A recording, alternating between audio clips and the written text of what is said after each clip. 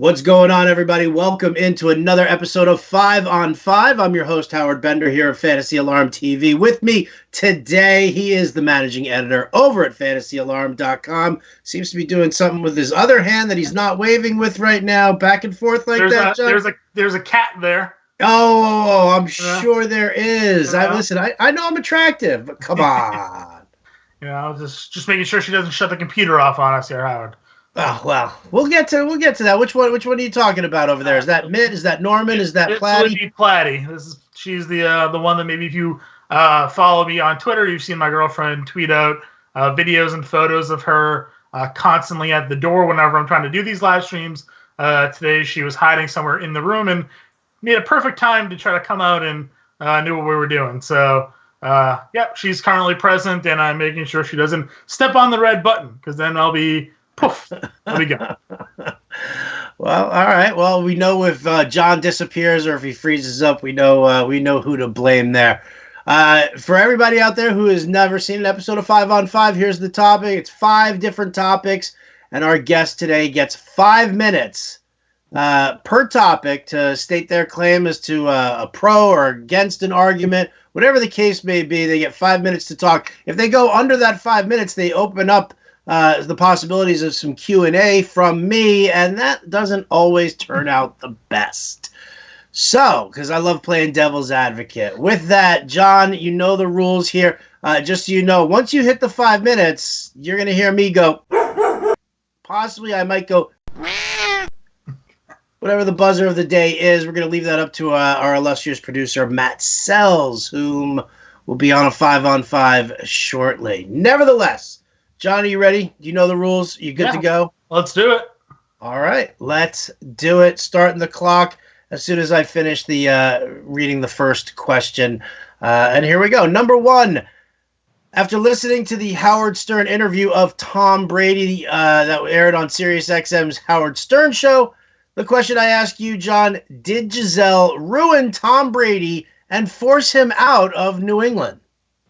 I mean, it certainly seemed that way, right? If you listen to the interview today, Tom Brady kind of flat out said that there were some marital issues towards the end of his Patriots tenure. Gisele wanted him to carry his weight more, with all the time spent throughout the season, all the investment that he had in, being the quarterback of the New England Patriots. He wanted more of the offseason to be spent with family time. That resulted in Brady missing the OTAs for the last handful of seasons. That caused some issues among the Patriots media with Brady missing those things. Certainly caused some issues, you would think, with Bill Belichick and now questioning Brady's commitment to the team. So I think I think Gisele probably had a hand in the demise of the Brady Patriots situation, but I also think Bill Belichick had a little bit to do with that as well, and Brady sort of again alluded to that in the interview. Bill realized that they had an aging quarterback. Brady is well aware of how old he is. For the future of the Patriots, the best thing is to, cut someone a year too early, then a year too late. Belichick was obviously enamored with Jimmy Garoppolo.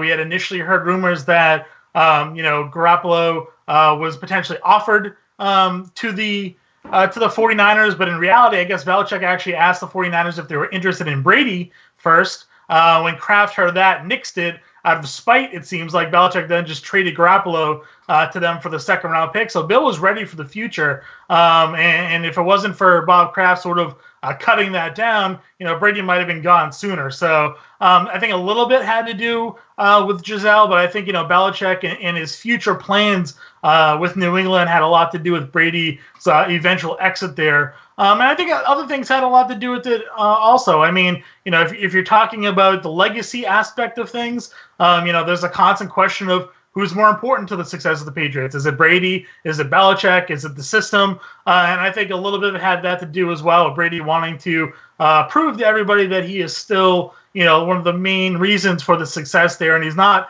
that system quarterback. So I think all of that had to do with it. You had the nagging wife. You had the coach that was ready to move on from him anyways, and now you have the two sort of now ready to cement their legacy as, I didn't need him, he needed me. So in my opinion, I think that's kind of how the ultimate breakup between Tom Brady and the New England Patriots happened. 20 years of glory, but it came to an end.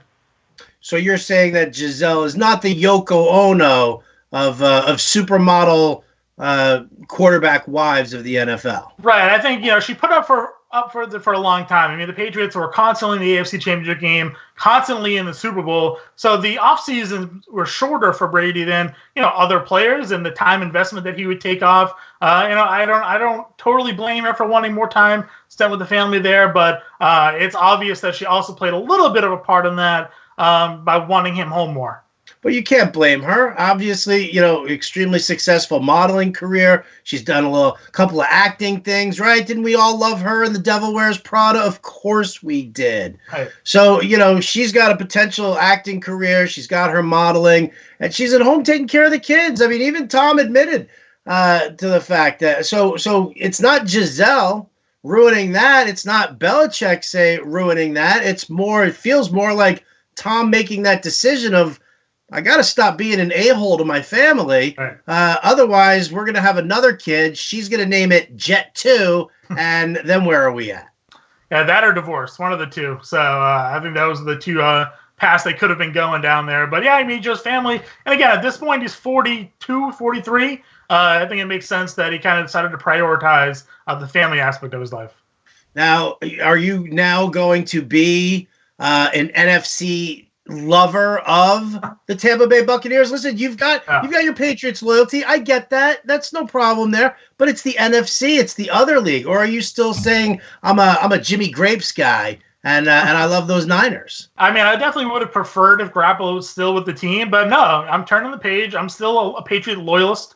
I'm not, one that cheers for two teams because I got an AFC team and an NFC team. That's not the type of person I am. So to me, this is, currently it's going to be the Jarrett Stidham era. We'll take it from there and we'll see where it goes. Let's say Santa brings you under your tree a Patriots number 12, not Patriots, a number 12 Bucks creamsicle jersey. What are we doing with that? I mean, we'll probably wear it because I do like the swag, and it helps that it's, a Brady shirt, but, I guess it's better than Ryan Tannehill. Right? Is he better than Ryan Tannehill, though? Come on. No time to answer that question, John. Thanks so much. Appreciate that. Yes, we see the picturesque mountains behind you are wavering in the wind, which tells me that this mountain spring lake that we're looking at behind you is loaded with platypus. Yeah, it is very accurate. Platypus, yeah, platy for short. She is just running around having a grand old. She was literally sleeping all day until now. So, that's the, hey, you're an animal lover, you're a pet owner, you know that they're very unpredictable. So yeah, that they are. So with that, topic number 2, John, I'll give you 5 minutes to both love on and hate on your dog and your cats. All right. Well, we'll start with Platypus since she's present. I won't be able to pick her up. For one of the things I love about her, she is very affectionate when she wants to be. But when she doesn't want to be, she's fangs out, claws out, Wolverine if you try to pick her up. So I wouldn't even be able to pick her up and move her if I wanted to, unless she wanted me to. But she's my family cat. I brought her into the current relationship that I'm in, had her Platypus her whole life. Her name is Platypus, nicknamed by my youngest sister, who was 2 at the time. She went ahead and gave the name Platty. So that's Platypus. We have 2 other cats. We have Norman and we have Mitt. Norman, for me, is kind of a pain in the neck. He's the one that's the first one up. He's the one that's crying to be fed at like 6 o'clock in the morning.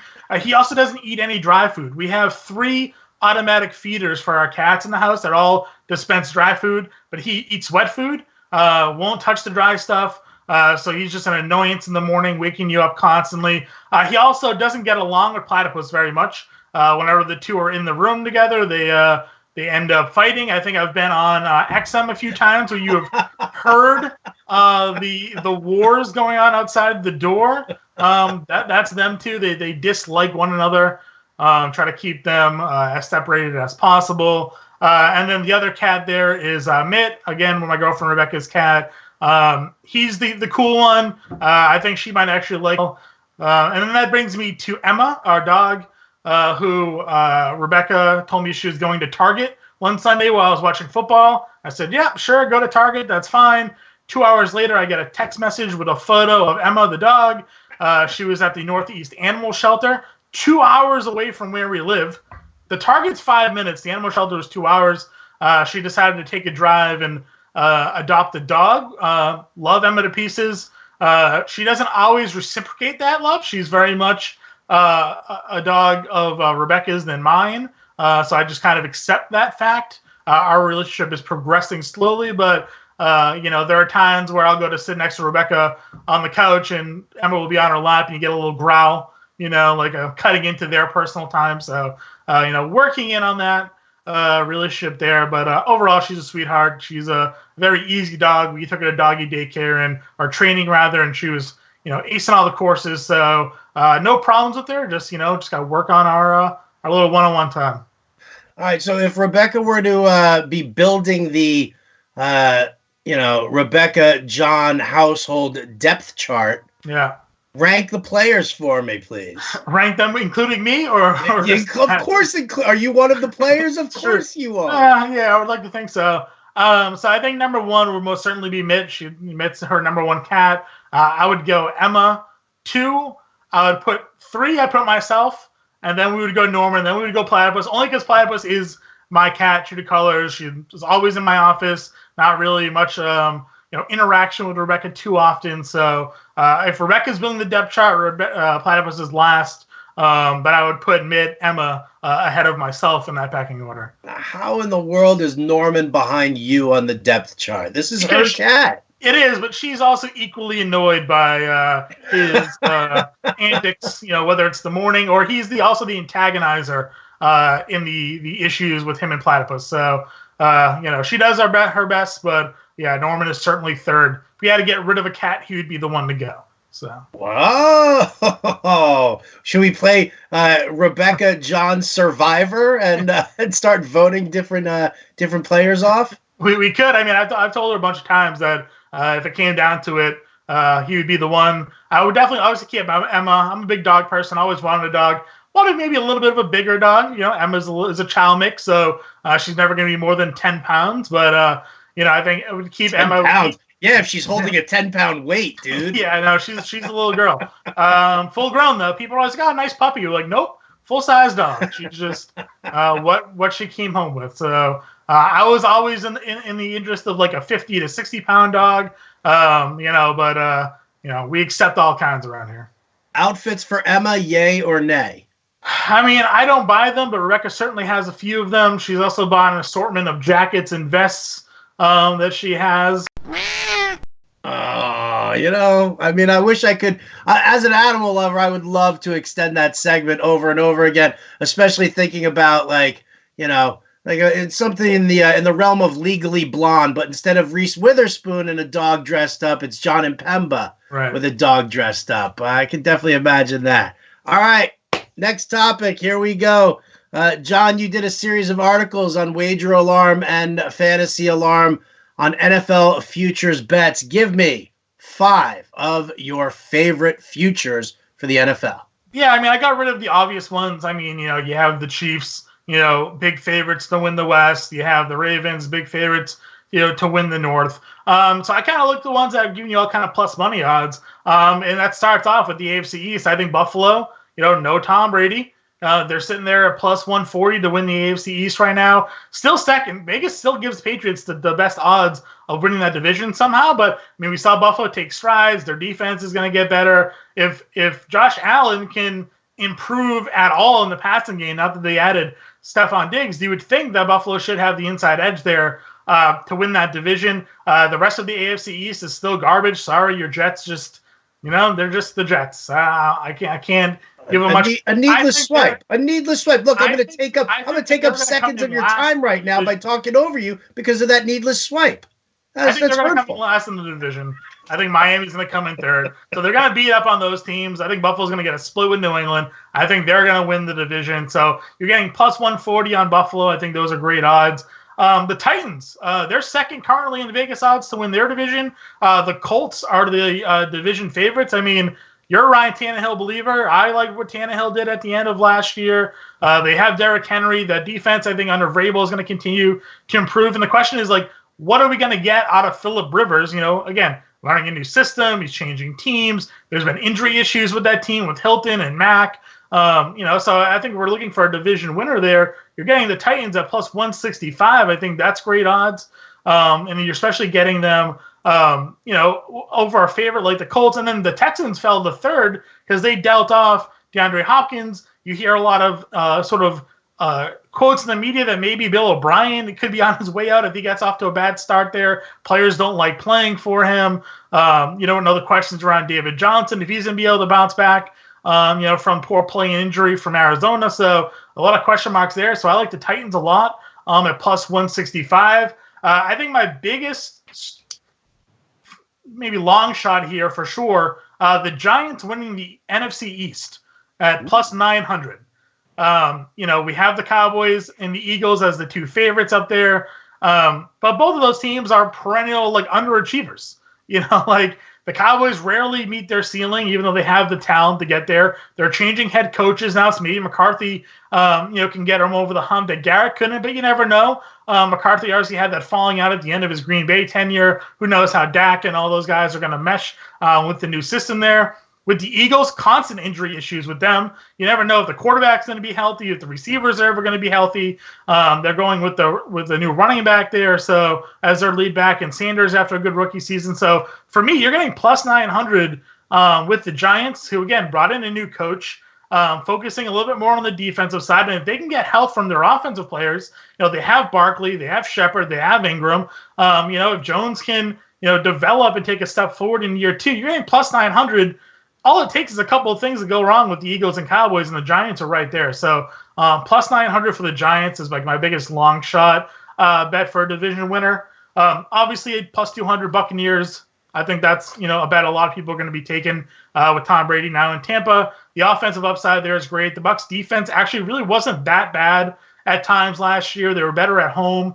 So they're really only going to be competing with the Saints. Now Brady's in that division. So you think about it.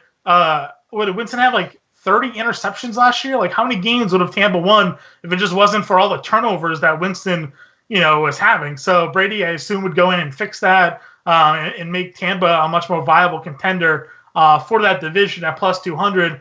And then I really like Seattle at plus 350. I understand that, the 49ers were in the Super Bowl last year, but for them to be as big as favorites as they are, Jimmy Garoppolo, I think, was exposed at times last year. Can they count on the same defense? Can they count on the same effective running game to have them win that division there? I always believe in Russell Wilson too. So give me the Seahawks at plus 350. I think that's a really great bet. All right, look at that. I got it. Bills, Titans, Giants, Bucks, and Seahawks. Now, really, what are the Saints at right now? What are the Falcons at right now? Because listen, I get it. Tampa Bay. But, is Tom Brady suddenly going to become that 300-yard passer, 350-yard passer that Jameis Winston was? Or are they going to end up having to slow it down? And really, what kind of production can we expect as fantasy owners out of, Evans and Godwin? Well, they're going to substitute the inefficiency for the efficiency, and therefore they should still be able to score, even if Brady's throwing for less. Interesting. Very interesting. That before the buzzer. That was pretty good. You snuck it right in there. On that one. Look at you go. Jon Impemba, everybody. Can we give him a round of applause? Not yet. There are two more topics. We'll see how you do. All right, here you go. John, number 4. 5 movies you just can't live without. Yeah, this is kind of a one I had to put a lot of thought into here. Because I've seen just a bunch of movies. So 5 movies, I guess, if you're on sort of the desert island question here. This isn't in any sort of order of favorites, but I did Major League. Just an all-time classic baseball movie. It hits all the jokes. It's one that you can just watch over and over again. With Charlie Sheen there and just everything that goes on, with that team and sort of the comedy of that movie. My Cousin Vinny is my all-time favorite movie. Again, just the slapstick humor of it, the whole, the part of him just trying to sleep and constantly things going wrong and keeping him up. All of that to me is just sort of fun comedy there. I'm a big fan of the Fast and Furious franchise, so asking me to pick one was difficult, but I went with Fast 5. That has the debut of Dwayne "The Rock" Johnson in that franchise series. The Rock is one of my favorite all-time just individuals of being a big wrestling fan. So I fanboy out a little bit there with the Fast and Furious movies, and that one to me certainly is one of the favorites. I have the Avengers, and again, like I love all Marvel movies. The Avengers obviously have a ton of movies, but the first Avengers was really good. It's the formation of the team, gets everybody together. I think there's a lot of setting of the tone for what the future of the series is going to be like, and this really kicked off like Marvel. Like the original Avengers, I think the success that had like really spawned, let everybody know like, hey, these movies will sell, these movies will make money,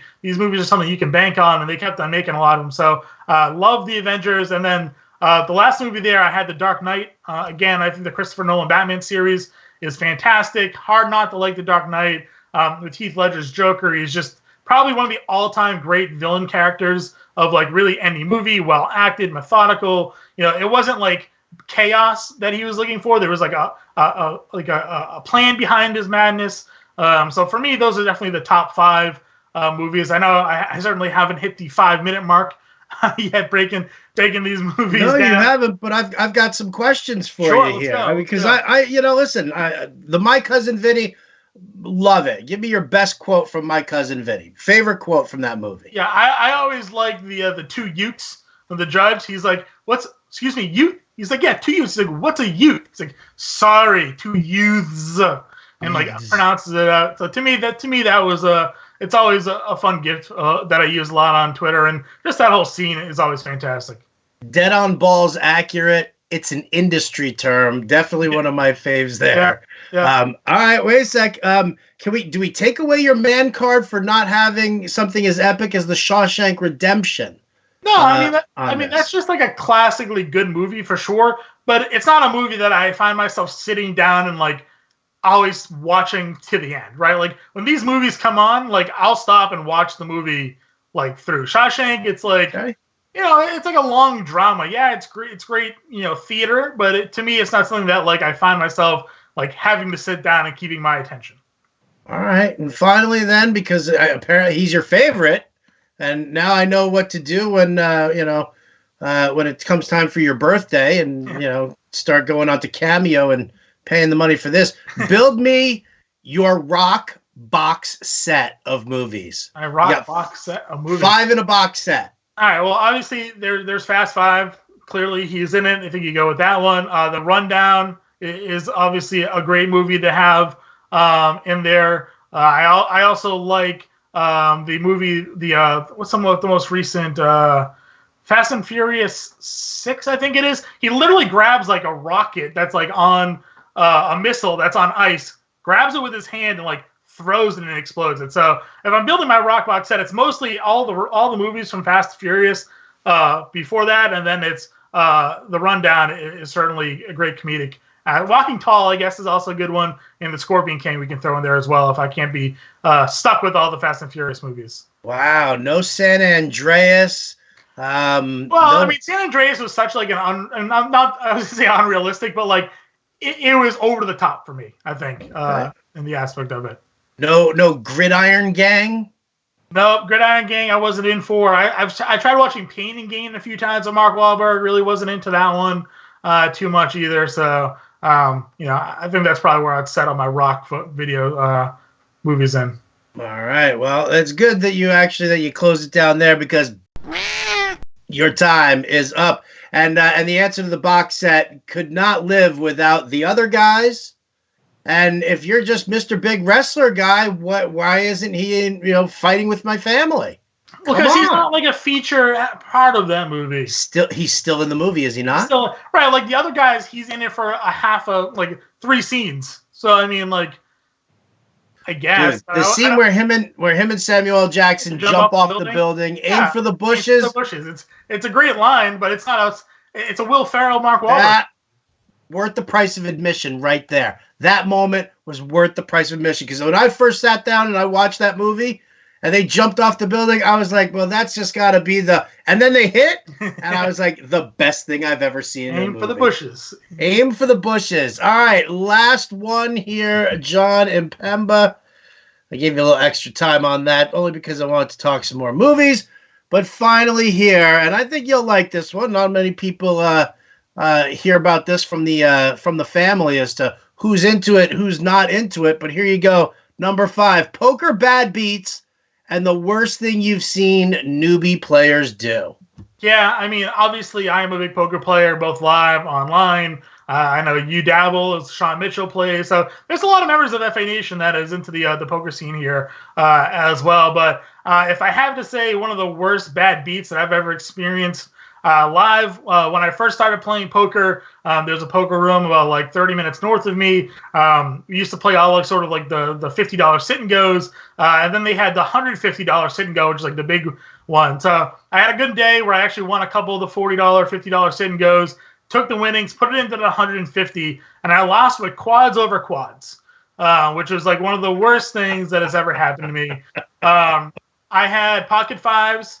Flop went 5-5 king. I was up against pocket kings, not knowing, obviously, right away. The turn was a king. So, again, I'm sitting there with quad fives thinking maybe this guy has a set of kings. We get it all in on the turn because I'm sitting with quads. He's putting me all in. He had pocket kings. I had pocket fives. I lost quads over quads. It wasn't one of those places that had any bad beat jackpots because maybe I would have qualified for that. So that was easily my worst live beat ever, was losing quads over quads. It was the only time I ever played in that sit and go too. The $150 is, a little bit out of my range at that time. So I was like, figures, the one time I go ahead and go up and spend up, I get bad beat like that. Online, I used to have a whole poker folder of screenshots of just like the most ridiculous bad beats to come across. Of course, my one I hate the most is like the 4-card flush, where there's like 4 hearts on the board and the other guy just happens to have, the other heart in his hand. He doesn't have you beat at all, but the turn and river both come hearts, and all of a sudden he's got you beat. You're like, this is garbage. What is going on there? So that's always terrible. And then one that I suffered the other day in the tournament, we both went all in. We both had ace king. He had the suited ace king, and of course he hits the flush on you, which is like, just terrible odds there. You're looking for at least a chop pot, and then he goes out and flushes out. So bad beats, those are certainly the ones that come into play. If you're talking about like worst things I've seen newbie players do, I mean, we're all, we all chase cards at times, but there are certainly spots where like people are like in hands where they just shouldn't be. It's not like they flop something and then they, maybe turned it or rivered you. It'd be like they flop nothing, they called your bet, they turned a draw, which means now they only have 1 card to hit it. They're still in the hand, and then they hit it on the river, and they think they're like the greatest player in the world because they just went runner on you. So like I've come across that a ton playing live. And again, my problem is like, I'm not a millionaire, clearly. So when I go and play poker, I'm sitting at like the 1-3, the 2-5 tables. I'm not really up there playing, big stakes and the theory there, and something that, my dad has always passed on to me. So if you go to a casino or a card room, some people go there with $100 in mind, being like, oh, I lose $100. What's the big deal? I'll play my cards. They don't really go for the skill aspect of it. And while it's easy sometimes to take advantage of those, you can also lose big in those situations if they have those situations happen to you where they catch cards. So newbie poker players, when they're just chasing hands, that's always the worst. Again, we've all done it, but usually when you see what happens and they're going nothing, turn river, it's always a kick in the pants. Anything? I'll tell you what. How about the worst hand that you won with that you definitely shouldn't have? I mean, there's a lot of those. I mean, like any time you're getting all in, like kings versus queens, and you got the queens, right? And you're dead to one of them, like something like that's always a possibility. I do the one where you hit a straight on somebody where they hit like their set card, so it's like they already had 2 of them. You were dead to like them hitting their set. And then that card comes, so they set out on you, but you hit a 2-outer for your straight to beat them. So those are always, hands that I think we've all hit over time. So, but yeah, I mean, poker is just full of bad beats. It's just the nature of the game. So when are you starting up the Fantasy Alarm poker room? I mean, if it was legal everywhere, I think we could all go ahead and get a game somewhere. But, only a couple states have legalized online poker. There are certainly offshore poker sites that we all play on, but those ones are harder to set up individual rooms for. So, I mean, certainly possible. I'm down to get it going if we can make it happen. What about just playing on a free site like a pokerstars.net and you guys play for free? You do a private table there and, you just kind of put it into a pot and you play a little tournament. if we can make it happen, I'm certainly game to make it happen. No, not if we can make it happen. If you can make it happen. Well, John. I mean, if we as a FA nation have the people interested to make it happen, then we can make it happen. It wouldn't be no fun if it's just me, you, and like Sean playing, And that's gonna do it. Yeah, well, it would be more fun if it wasn't just you, me, and Sean. But I'm willing to bet that there are a number of Fantasy Alarm people and maybe some FA Nation folks out there who wouldn't mind throwing down a little card action with all of us. I think so. Look into that. I'm just saying. Yeah. I mean, we don't have to get we crazy. got nothing else going on, right? So. Right? You take $10, you throw it into an account. Everybody puts in 10, and then you pay out the top 3, depending on how many are in the tournament. Just food for thought, John. Food for thought. While you're basking in the beauties of the lake behind you, the shaking mountains. Is that what it is? Yeah, I think it stopped moving for a little bit, so I don't know. Right? Did you step on Platty? Is that what happened? I honestly don't know where she is, so she could be anywhere. All right. Well, that's going to do it for us here on today's episode of 5 on 5. Big thanks to John for taking part. Big thanks to Matt Sells for producing. Remember, guys, follow us on Twitter at Fantasy Alarm. Follow us on our YouTube page. Just go to youtube.com and type in Fantasy Alarm into the search bar, and you'll catch everything. All the 5 on 5s, all the Meet the Families, all the great videos and the work that we're doing here at Fantasy Alarm. And, of course, our Facebook page, fantasyalarm.com. But that's going to do it for us here today. From Fantasy Alarm TV, I'm Howard Bender. We'll catch you next.